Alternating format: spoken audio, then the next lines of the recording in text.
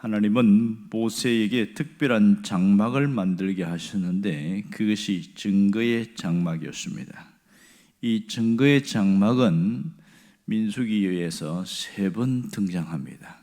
증거의 장막은 회막 또는 성막 이렇게 불려졌습니다. 우리는 성막으로 유명하게 알고 있습니다. 44절에 보면 하나님이 친히 증거의 장막을 만들게 하셨다 이것을 강조하고 있고, 모세는 그 양식대로 그대로 만들었다 이렇게 이야기를 하고 있습니다.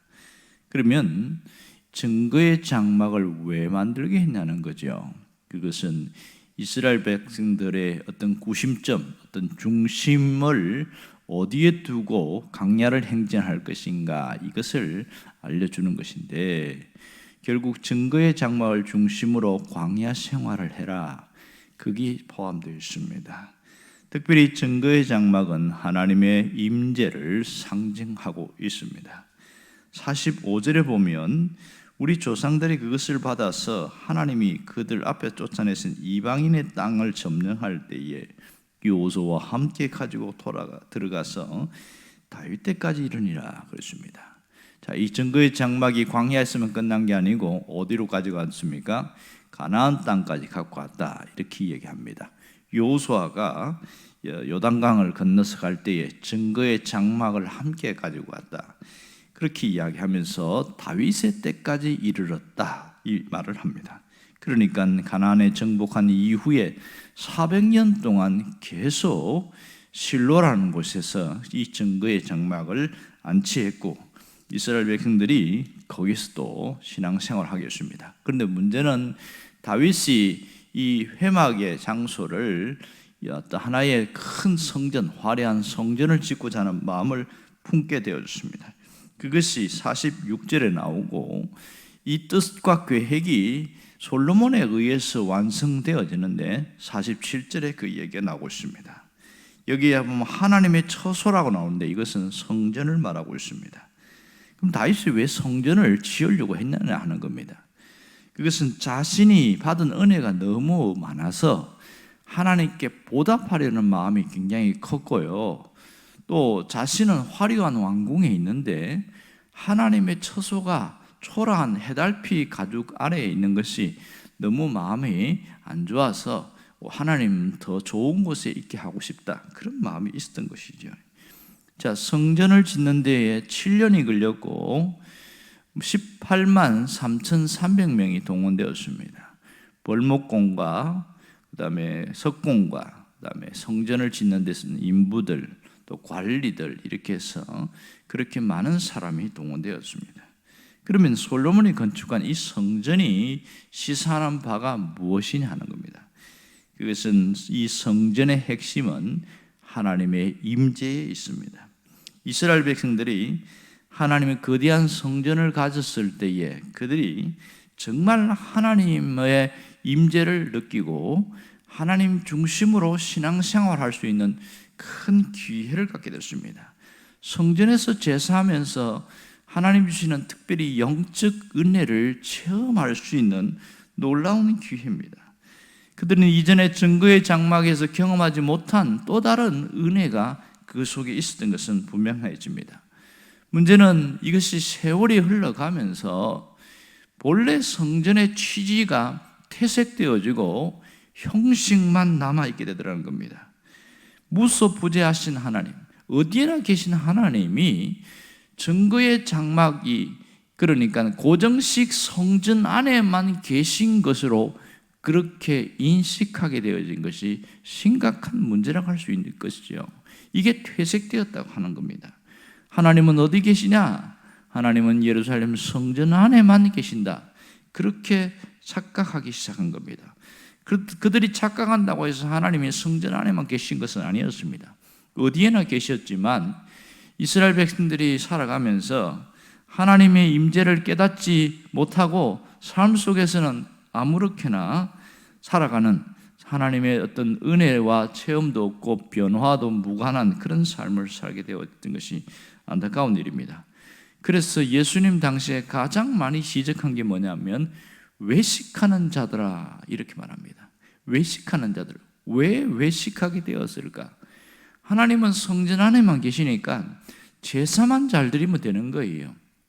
그리고 성전 밖에서는 아무렇게나 해도 상관없는 그런 의식을 갖게 되어진 것이 심각한 문제입니다.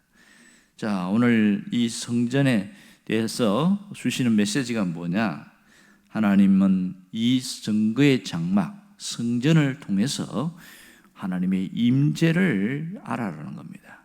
하나님은 시간과 공간을 영향받지 않으시고 어디에나 함께 하시는 하나님이다. 하나님에 대한 의식을 온전히 바꾸라는 겁니다. 가두어 있는 하나님이 아니라 예배당 밖에도 존재하신 하나님을 알라는 거죠. 이걸 안다면 무엇을 위해서 노력하겠습니까? 삶의 변화입니다. 삶의 변화를 위해서 끊임없이 나아가겠죠. 그러나 이스라엘 백성들은 정말 안타깝게도 예수님 당시에 그들은 삶의 변화가 너무 없었습니다. 오죽하면 예수님이 너희들은 회칠한 무덤이다 이렇게 말할 정도로 얼마나 강하게 이야기했는지 몰라요. 사람들 앞에서는 굉장히 거룩하고 떳떳하고 의로운 모습처럼 하면서 율법을 강조하는데 실상 바리새인들이나 종교 지도자들은 율법 안 지킵니다. 자기들이 하고 싶은 대로 하는 거예요. 그러니 회칠한 무덤이라고 그런 거죠.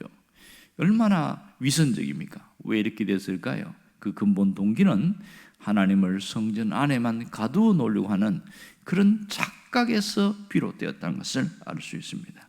그럼 우리는 신앙생활하면서 어떻게 하느냐는 거죠. 우리는 혹시 그렇게 말은 하지만 않지만 예배당 안에서만 가장 은혜롭고 신앙이 좋은 사람으로 살아가고 있지 않는가? 이걸 우리가 깊이 생각해야 됩니다. 신앙을 잘못 배운 사람들은 정말 그래요. 예배당 안에는 하나님이 계신다고 해서 굉장히 조심하고 겸손하고 은혜롭고 순종도 잘하고 아주 거룩한 사람으로 보여요. 근데 성전 밖을, 예배당 밖을 나가게 되어지면 완전히 사람이 딴 사람으로 변하는 것. 왜 이렇게 됐을까요? 처음부터 신앙을 잘못 배운 겁니다. 하나님은 예배당 안에도 계시고 예배당 밖에도 계신 분이기에 우리가 어디에나 계신 그 하나님을 섬기고 사는 자라면 변화에 초점을 맞추고 그렇게 신앙생활을 하려고 했으면 아마 이중적인 모습은 줄어들었을 것이다. 그렇게 생각되었습니다. 하나님이 원하시는 것은 분명합니다. 그리스도의 임재를 깨닫고 변화된 신실한 그리스도인이 되라는 겁니다. 변화된 신실한 그리스도인, 이것이 우리 신앙의 초점이 되어야 됩니다. 진정한 그리스도인들은 외식이나 형식적인 모습이 아니라 신앙 고백적인 삶을 살아가고 있습니다. 제가 늘 강조하는 것들이 있는데 교회 안에 있는 모든 사람들이 다 신실한 신앙인이 아니다 그 얘기를 했습니다. 교회 안에는 세 종류의 사람이 있는데 신앙 고백이 분명한 신실한 신앙인이 한 사람이 있습니다. 이런 사람들은 환난이 오고 핍박이 오고 시험이 와도 끝까지 하나님에 대해서 배신하지 않습니다. 배교 행위를 하지 않는 것이죠. 또 한 종류는 믿는 척하는 사람들이 있어요. 아주 많습니다. 실상은 안 믿어지는데 믿는 척하는 사람이 있습니다. 실제로 이 성경을 더 잘 배우고 가르치려는 신학자들 중에서도 이런 자들이 상당히 많습니다. 보수주의 신학에서는 좀 보기가 어렵지만 자유주의 신학을 하는 그런 계통에 있는 분들은 교수들이 동정녀 탄생을 안 믿으면서도 가르칩니다. 예수님의 부활을 자신은 안 믿으면서도 가르칩니다. 성경을 가르쳐요. 성경에 나타난 기적을 안 믿으면서도 기적을 말을 합니다.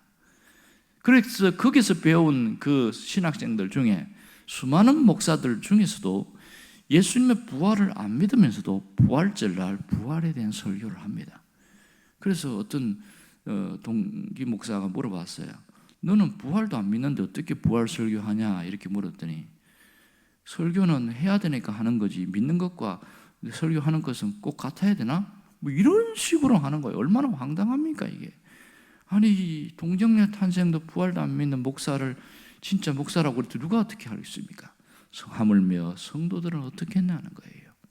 이렇게 믿는 척하는 사람들이 위험한 겁니다. 또 하나는 사람은 믿으려고 애쓰는 사람이 있어요. 사실은 완전히 믿어지진 않지만 그래도 믿어보려고 애쓰는 사람이 있습니다. 세 번째 사람은 가능성이 있어요. 충분히 가능성이 있습니다. 어느 날 신앙 고백이 분명해지면서 그의 신앙이 완전히 바뀌는 그러한 역사들이 있습니다. 가장 문제는 이렇게 믿는 척하는 사람 때문입니다. 그럼 이게 우리가 판단할 수 있느냐? 절대로 모릅니다. 왜냐하면 육안으로는 판단이 안 되거든요. 하나님만 아시겠죠. 그러나 오늘 내가 어떤 자로 서 있고 내 옆에 있는 사람이 어떤 신앙인이 되도록 하는 건지, 이것이 우리가 해야 될 몫이라고 할 수 있습니다. 자, 신앙의 핵심은 어디에 있을까요? 변화에 있습니다. 변화는 첫 번째 나타난 변화가 뭐지요? 신분의 변화입니다. 신분의 변화. 마귀의 종이었던 자가 하나님의 자녀가 되는 신분의 변화. 이게 신실한 그리스도인입니다.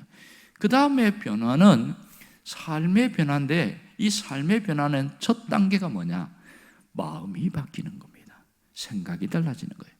그렇게 해서 점점 달라지는 걸 뭐라고 표현하냐면 성품의 변화가 있다. 성질 급하고 오래 참지 못하는 사람이 주님을 닮아가면서 점점 자기 성질 죽이고 주님의 성품을 닮아가고, 그리고 용기가 없는 사람, 두려움에 빠진 사람들이 두려움이 떠나가고 주님 성품을 닮아서 그렇게 신앙 안에서 담대함과 용기를 갖고 이렇게 변화가 일어나더라는 거예요. 갈수록 변화가 일어나는 것, 이걸 조직신학에서는 성화라고 말합니다. 이 변화가 되어야 진짜 신앙이다, 이 얘기를 강조하고 있는 것이죠. 우리는 신앙이 정체된다 그러면 두 가지입니다. 하나는 병들었든지 아니면 신앙인이 거듭나지 않았든지, 이렇게 둘 중에 하나입니다. 하나님, 우리가 갈수록 변화된 그리스도인이 되기를 원합니다. 그렇다면 이런 변화가 일어나려면 어떻게 되느냐?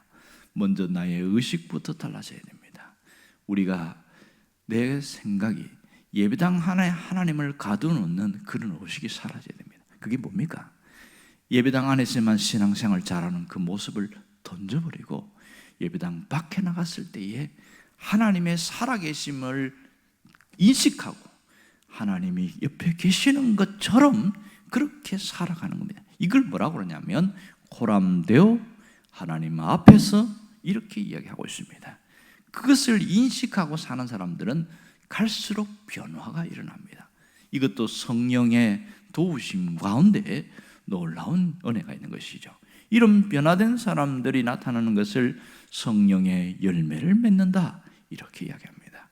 여러분이 한평생 가면서 주님을 닮아가기를 원하며 주님 앞에 변화된 신앙인으로 살아갈 수 있기를 주의 이름으로 축원합니다. 기도하겠습니다.